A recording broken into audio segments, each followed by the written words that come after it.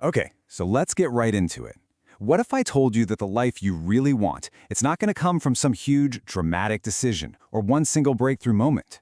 We're always told to wait for that big turning point, but the whole idea behind this is actually the complete opposite. Real, lasting transformation happens quietly, in the tiny choices you make and repeat every single day. And this quote it hits the nail on the head, doesn't it? The most powerful changes are the ones no one else even sees you make. They aren't glamorous, they won't get you a million likes online, but they are literally the foundation of who you're becoming. It's all about those tiny, consistent actions you take when nobody is watching. I mean, it's a super common feeling, right? That sense of just waiting for something big to happen, for a turning point that never seems to show up. Well, it's probably because we're looking in the completely wrong place. We're waiting for a lightning strike when the real change is happening as quietly and reliably as the sun coming up. And yeah, that brings us right to this, the myth of the breakthrough. See, the problem for most of us isn't a lack of talent or a lack of ambition. It's that we drastically, and I mean drastically, underestimate the incredible power of small, daily actions. We just dismiss them as insignificant, but they're the very things that are actually rewiring our brains. So what exactly is a microhabit? Well, think of it this way. It's a choice that's so small it feels almost ridiculously easy, but when you repeat it over time, it fundamentally changes how you see yourself. These aren't just actions. They're like tiny votes you cast every single day for the person you want to be. So, let's get practical. Where do we start? Well, the first place to put this whole philosophy into action is right where your day begins, in those first 10 minutes. How you start your morning creates this ripple effect that honestly sets the tone for everything else that follows. Now, when you look at these 4 steps, they seem almost too simple, right? But the magic isn't in what you're doing, it's in why. Making your bed isn't really about having a tidy room. It's about starting your day with a small, easy win. Drinking water isn't just about hydration. It's about flushing out that mental fog. Morning sunlight, that literally resets your internal clock for better energy and sleep. And delaying your phone, oh, that's a big one. That's about training your brain to create before it consumes. Okay, so you've won the morning. Awesome. But what about the rest of the day, when things get chaotic? This next set of habits is all about managing your internal state, your mind, your emotions, and your physical energy. This is so powerful. You know that feeling when stress or frustration is just building up? That's your nervous system getting ready to react. Taking 3 deep breaths isn't just a relaxation trick. It's a biological reset button. It activates the calm part of your nervous system and gives you back control. It creates that tiny, crucial space between a feeling and a reaction. Here's another fascinating one. Instead of trying to push a bad feeling away, you just name it. Just saying to yourself, I feel frustrated, or I feel anxious, actually calms down the emotional center of your brain. You're not ignoring the feeling, you're regulating it. That right there is emotional intelligence in action. Now, this next one might look like it's about diet, but it's really about your brain. When you start a meal with carbs or sugar, you get that big blood sugar spike, which, as we all know, leads to that inevitable crash and brain fog later. But if you start with protein first, it keeps your blood sugar steady, which means your energy and your focus stay steady too. All right, this next one feels almost comically small, doesn't it? Reading a single page. What difference could that possibly make? Well, this is where that magic of compounding really kicks in.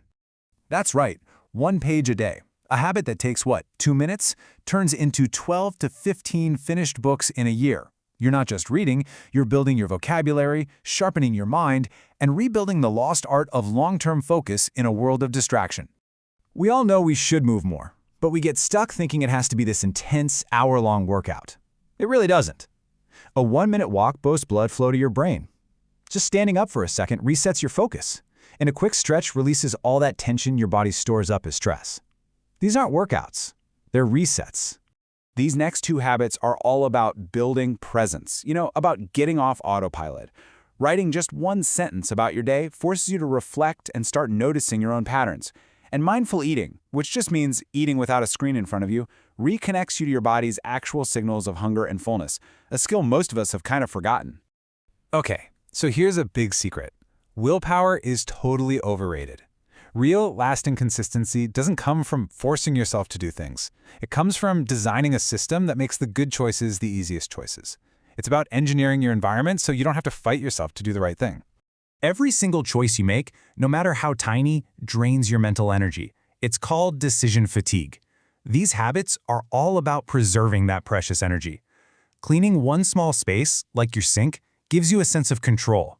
Preparing your clothes removes one decision from your morning, and setting one clear goal for the day gives your brain a compass, so you stop wasting energy just wandering. Your system also includes what you let in and what you put out into the world. Giving someone a genuine compliment doesn't just make them feel good. It actually releases feel-good chemicals in your own brain, shifting you from a mindset of competition to connection. And at the same time, limiting the constant nonstop flow of negative news allows your nervous system to finally calm down from its default fight-or-flight mode. This next slide gets to the absolute heart of confidence. See, confidence isn't something you're born with. It's something you build, brick by brick.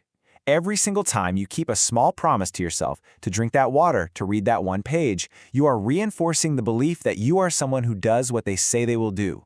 That is the absolute foundation of self-trust. Okay, we have covered a lot, but there's one habit left. It's the most important one, the one that holds all the others up, and honestly, it's the one that most of us actively try to avoid. So what is it? What's the one thing that if you do it consistently, makes everything else just feel more manageable? It's not about finding more motivation or some complicated life hack. It's simpler. That's it. Every single day, do one thing that feels just a little bit uncomfortable. Not something that's going to burn you out, but something that has a little bit of resistance. Maybe it's sending that tough email, or starting that task you've been putting off, or having that conversation you've been avoiding. That feeling of discomfort? It isn't a warning sign, it's a growth sign, and facing it daily builds courage like nothing else. And this really says it all. The small actions you take today might feel totally insignificant. They don't give you that instant rush of gratification. But when they compound over time, they quietly and powerfully shape your entire future. They literally decide who you become tomorrow. So, the only question left is the one right here on the screen. This isn't about doing all of these things at once. That's not the point. It's about picking one, just one tiny action to prove to yourself that real change doesn't need some massive breakthrough. It just needs a beginning. So which one will you start today?